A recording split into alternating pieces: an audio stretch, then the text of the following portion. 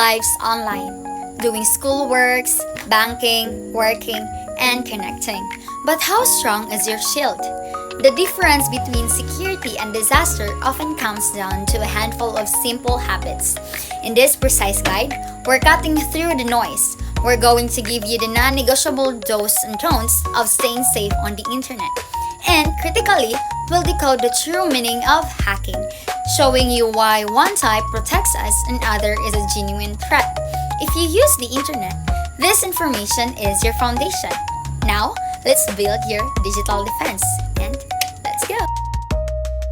Hello and good day, informed, wise, and active learners. So today, we will be discussing about the do's and don'ts when using the internet and the hacking. So first, let us start with the do's and don'ts when using the internet. So internet security, do's and don'ts. Your online safety relies entirely on your habits. These are the core rules for digital life. So what do you think are the do's and don'ts when using the internet? So here are they. First is the do's. You must be proactive.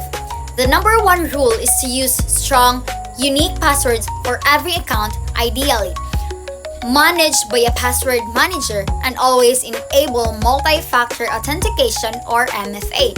This dual defense is your shield. The second one is keep all your software and apps updated immediately. These patches often fix critical security flaws. Third, back up your data regularly. It's the only way to recover from ransomware or a system crash.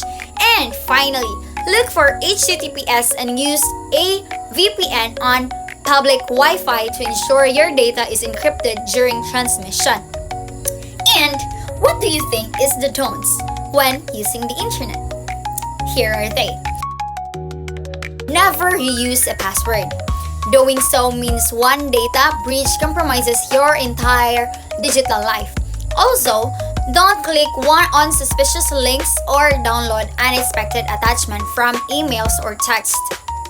This is the primary vector for phishing and malware. Don't overshare personal details on social media, especially information that could be used for security questions. And critically, don't ignore warnings from your antivirus or web browser. They're flagging genuine risk.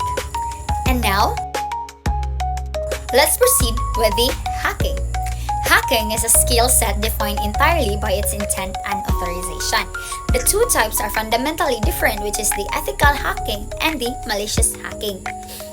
So first, let us start with the ethical hacking or the white hat. This is the legal and professional practice of breaking into a system. It is done with explicit permission from the organization being tested. The motive is purely defensive, to identify vulnerabilities and help the organization fix them before a criminal can exploit them. An ethical hacker aims to strengthen security. And here's the malicious hacking or the black hat. This is the illegal act of gaining unauthorized access to a system. The motive is criminal, driven by financial gain or stealing credentials, ransomware, a personal revenge or disruption. A malicious hacker acts without consent, violates the law, and aims to exploit and damage system. The key differentiator is always the lack of permission and the malicious objective. To sum up my discussion, the digital world demands a proactive defense. By adopting the core dose of internet security, strong authentication, regular updates, and skepticism, you drastically reduce your risk. This effort is mirrored by the ethical hackers who work legally to defend systems. Ultimately, cybersecurity is a shared responsibility where individual vigilance is the first line of defense against those who engage in malicious, unauthorized hacking. That's all for my discussion, and I hope you learned something. Bye-bye!